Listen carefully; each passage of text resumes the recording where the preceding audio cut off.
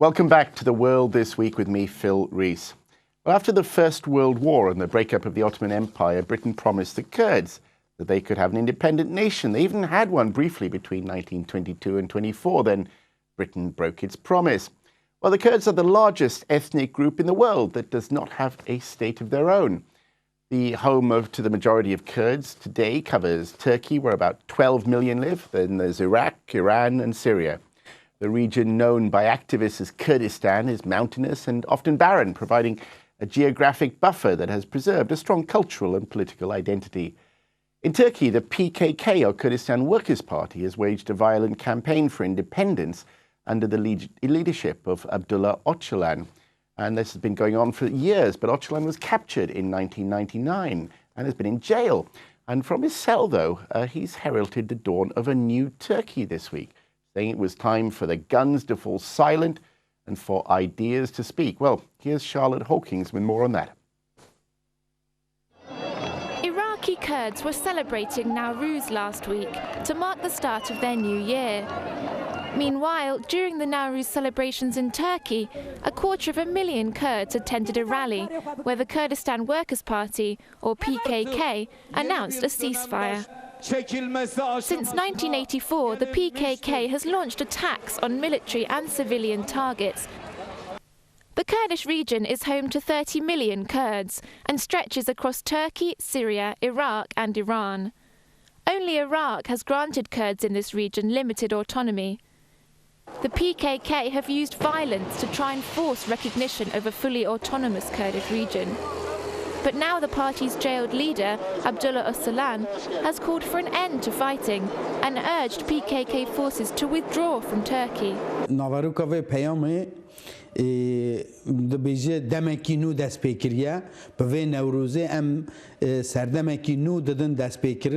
Turkey also seems optimistic. Doğrusu bu açıklamayı olumlu bir gelişme olarak görüyorum. Çağrıyı, daveti olumlu bir gelişme olarak görüyorum.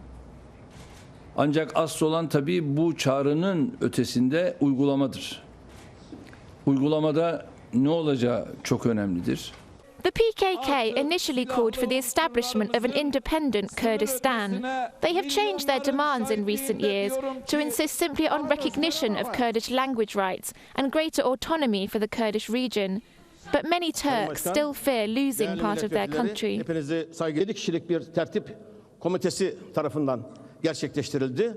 Burada Türk bayrağı olmamasını ben de buradan nefretle kınıyorum. Türk bayrağının orada olmaması bir büyük eksikliktir. Ben bunu oradan kınıyorum. Kürdistan Cumhuriyeti'nin tohumları atıldığı gündür. Bu Nevruz Bayramı falan değildir yani. Ben bu kadar söylüyorum. Hükümete sesleniyorum. Many remain unconvinced that the ceasefire will even hold. Truces have been attempted in the past only to fail, and last summer saw the highest death toll in fighting between the PKK and the Turkish army for over a decade. Abdullah Öcalan'ın sözü dışarıdaki diğer PKK başlarına ne kadar geçerli olur? Yani ben zannetmiyorum PKK'nın içindeki her insanın böyle bir silah bırakalım da dışarı çıkalım. Herkes bu fikre uyacağını sanmıyorum. İlla ki bir yerde patlak verecek yani. Bu geçici bir dönem diyorum. Ben inanmıyorum silahları susacağına. The PKK has been labelled a terrorist organisation by Turkey, the United Nations and the European Union. Their tactics have included bombings, assassinations and kidnappings. Earlier this month, the PKK released 8 Turkish officials who had been held hostage for several months. Whether supportive of the PKK or not, Kurds have been persecuted and subjected to severe human rights abuses by their neighbours for decades. This month marked the 25-year anniversary of the genocide of thousands of Kurds in Halabja in Iraq by Saddam Hussein. An autonomous state would seem the solution to persecution for some Kurds, and dialogue with Turkey may help to establish this. But many will not be happy that Turkish Prime Minister Erdogan appears to be negotiating with terrorists. Charlotte Hawkins, Islam Channel. Well, I'm very pleased to be joined today by Professor Ibrahim Sirkeci, the Professor of Transnational Studies and Marketing at Regent's College in London. We also have from the Kurdistan Tribune the editor and co-founder, Karem, and on the phone from Chatham House, a specialist on Turkish affairs, Fadi, Hakura. Thank you all for joining us. I mean, Professor Sirkeci, let's come to you first.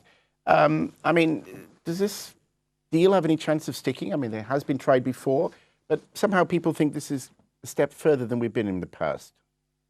Yeah, I believe so. And the main reason is, in the past, as you say, there have been quite a few, ceasefires, but they were on unilateral by PKK. But this time we are seeing Turkish government is probably for the first time seriously and genuinely listening to what Kurds are saying and what PKK is actually saying.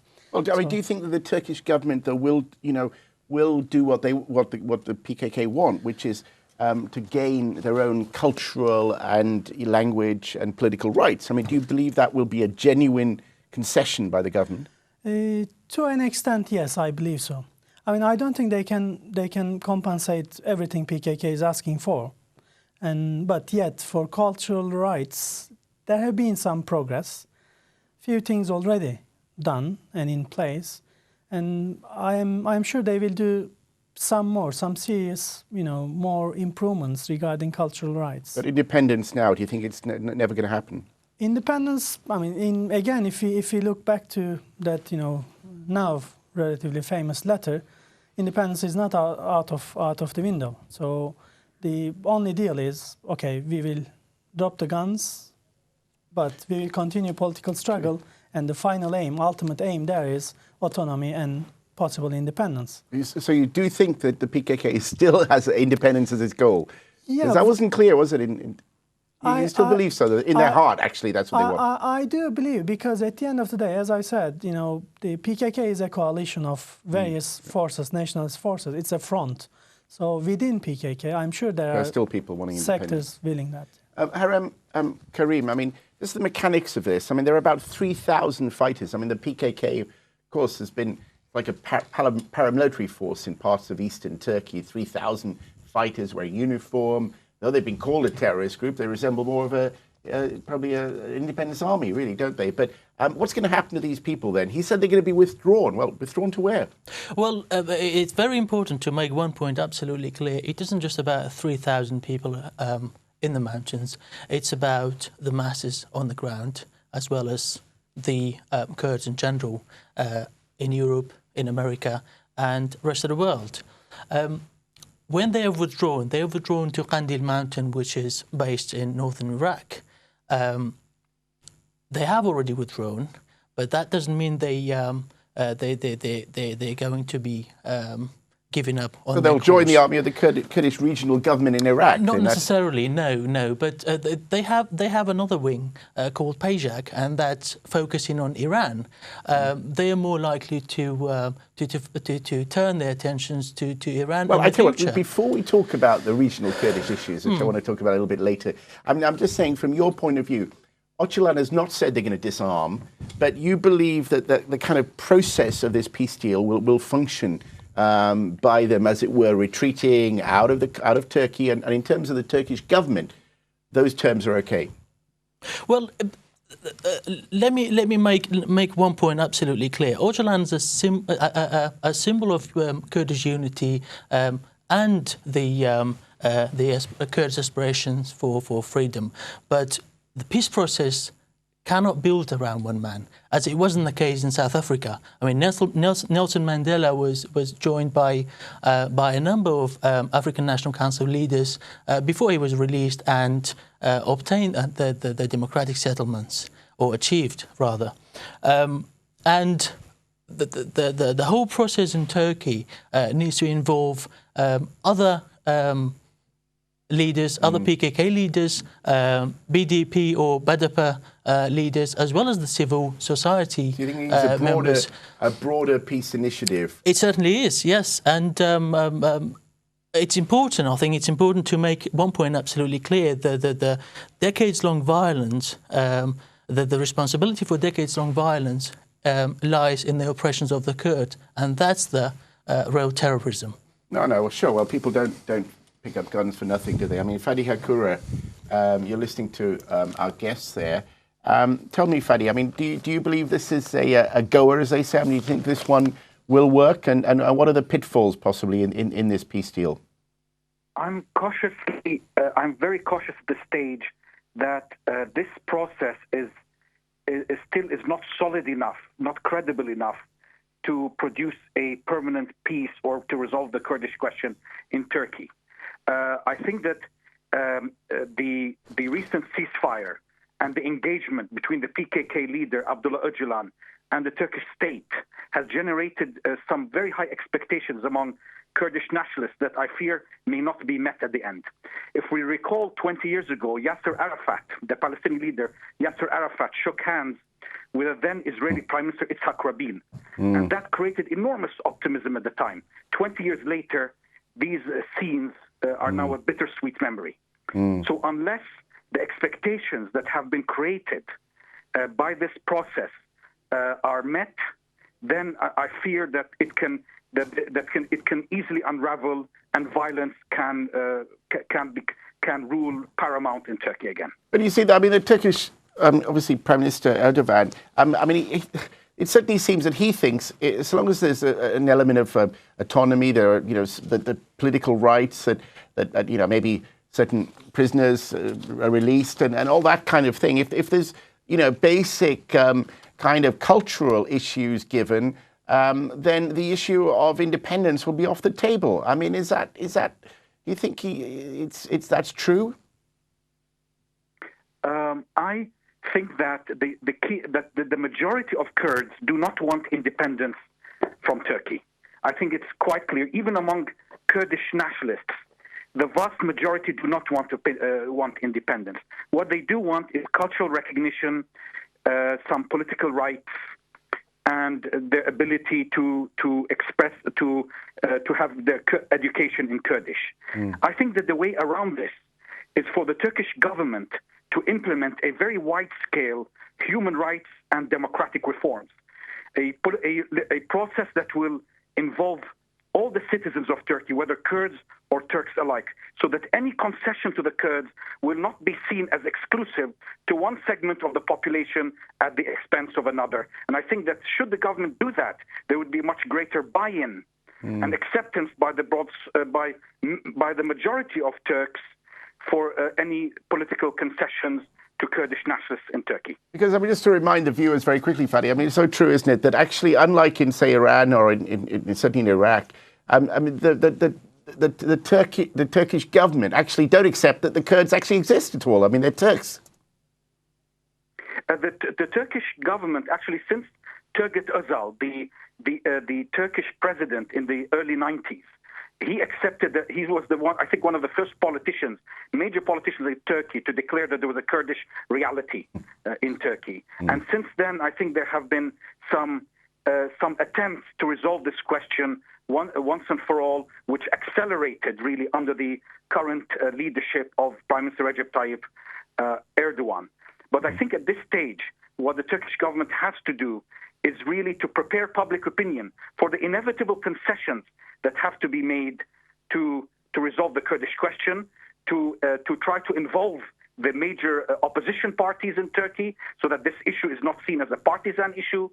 Also, to engage with Baghdad, Erbil, and Tehran so that the PKK does not get influenced in the wrong direction, and also to really implement a wide-scale democratic and human rights reforms across Turkey so that all the citizens of Turkey benefit from that, not just Kurds, but Turks and Kurds alike. Because, I mean, we heard from Fadi there the question of the other parts of the Kurdistan, as it's called, and, we've already heard now about it being in Iran, in Iraq, and in Syria. But, I mean, things are really changing there, aren't they? I mean, in Iraq, obviously since the war, since the fall of Saddam, and indeed for many years prior to that, when there was a no-fly zone and there was effective autonomy for many Kurds in the north there. What kind of impact has that had? And then again, recently with Syria and the falling apart of the Syrian state, the Kurds there have imposed a kind of, or created their own kind of little state there. So, I mean, how does this all tie into the? And there are, some conspiracy theories, some guesswork, around what's happening with Kurds in Syria. And this is, for some at least, this is one reason why, prompting Turkish government to do some, to take some serious steps regarding its own Kurdish issue. Because there's a situation in Syria where PKK, an organization which is well, they have bases within PKK, Iraq, of course, yeah. But for me, the de facto state, the de facto independent Kurdish state in Iraq and other groups in Syria and Iran are relatively less significant compared to the size of the Kurdish population and the PKK movement and its impact and influence within Turkey. I think this is the heart of the question, Kurdish question overall. And we cannot, I don't think, we don't have any quick fixes on that. And it will not happen anywhere soon, because one reason is we have a war which lasted about 30 years, with PKK. Official figures say it is over 35,000, death toll, and unofficial figures take it up to 60,000 and upwards. So this lasted at least like 2 generations now, and therefore the solution will last at least that long. So for me, I cannot see any quick fixes just based on what's happening, or taking a model, looking at what happened with KRG or what may happen with Syrian PYD. But PKK is the heart of the problem and heart of the solution. So what Turkish government is doing at the moment is the right steps, because over the years it was the claim, it was the argument, you have to sit down with PKK and start negotiations, start talking. And this is happening now. This is why I'm hopeful about the process. It may not happen soon, but it is the first step and the right step to do. Harem, Karim, how do you see the events in Syria and as we've heard now, a quasi-independent state already, that, in effect, a de facto independent state in Iraq? How is that affecting the situation in Turkey? I think it certainly has motivated the Kurds of other parts, especially the recent takeover of the Kurdish region in Syria. It was quite effective, and I think it has a major impact on the Kurds of North or Kurds of Turkey. But the reality is, in order to achieve a lasting peace with justice, Mr. Erdogan needs to address certain issues. During the 30s, there were during the Dersim rebellion, between 50 to 70,000 Alevi Kurds were murdered. Fast forward 60 years, during the 90s, 3,000 Kurdish villages were wiped off the map. Nearly 500,000 people were displaced. During December 2011, 34 teenagers, unarmed teenagers, were cowardly slaughtered. These issues needs to be addressed in order to achieve a lasting peace with justice. And this is what Mr. Erdogan needs to address, rather than having the desire to go for the presidency next year. And in order for these to happen, there are several things need to take place. First of all, a new constitution is absolutely imperative. And then a refounding of Turkish state based on true democratic basis and democratic principles. That's what these are what really the Kurdish people want, in your view, yeah? Absolutely, and as Öcalan quite rightly pointed out in his statement, Kurds have been a vital component of the modern Turkey since 1920s. They have sacrificed, they have contributed to the country, and they wanted to be part of it. In Istanbul now as well, not just in the eastern region. Absolutely. So Fadi, Hakura, on the broader, as it were, geopolitical point, on the changes in the region, tell me, how do you see the impact of what's going on in Syria, the autonomous region there, and indeed the KRG? I think that there's no doubt that the breakdown of Syria as a unified state and the emergence of a Kurdish state, a Syrian Kurdish statelet in the northwestern part of the country, as well as the vibrancy of the. Fadi, I think we've lost you there. Well, I hope we can get you back soon. I think it's an interesting point there we were coming to. I mean, you know, do you think that Erdogan was forced to respond because of the changes he was looking across the border in Syria? And, you know, he's bombed Iraq, he's been going on there, but do you think he now has been forced to respond, to do something internally in Turkey because of events there? I mean, it seems that is definitely part of the story. But Erdogan has been, you know, doing something about Kurdish question since the first, you know, since he came into power in 2002. So most progress on that issue achieved through that, you know, decade or so. I mean, the end of military rule and the bringing of democracy, you think that has actually helped the Kurds in that way significantly? It helped. In many ways it helped. I mean, like, you know, for many, these may sound trivial, but these are like, you know, for example, the Kurdish TV broadcasted by you know, Turkish, you know, state broadcast. That's a big move, because it gave the opportunity to Turkish Kurds, Kurds in Turkey, to have a uniform language so they can understand each other. Sure. So these are like, may sound, as I say, trivial, but important steps. The important steps have been made. Okay. What happened in Syria is just a minor part of it. Okay, well, now we'll come back to Fadi. We're on that same point, Fadi, Hakura, and glad you're back with us. But, you know, Erdogan, the Prime Minister, he's been looking at Syria, obviously, you know, been seen what the independent, the basically de facto independent state of northern Kurdistan in Iraq now, the KRG, Kurdish regional government. How has that influenced, do you think, events in Turkey and their attitude to the talks? There's no doubt that the emergence of a de facto autonomous Syrian Kurdish statelet in the northwestern part of the country, as well as the vibrancy of the Kurdistan regional government in northern Iraq, do have an impact. But I think that the Kurdish question in Turkey is essentially a domestic issue of Turkey.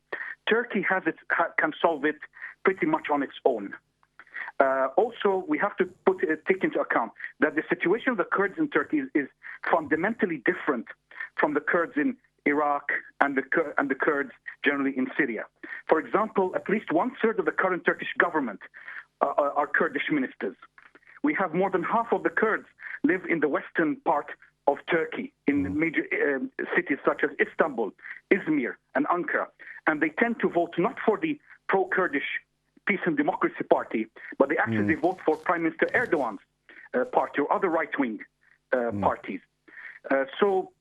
And at the same time, also, Kurds, by and large, many Kurds are pretty much integrated in Turkish society, where we do not find this phenomenon in Syria or Iran or in Iraq. So the situation of the Kurdish population in Turkey is vastly different.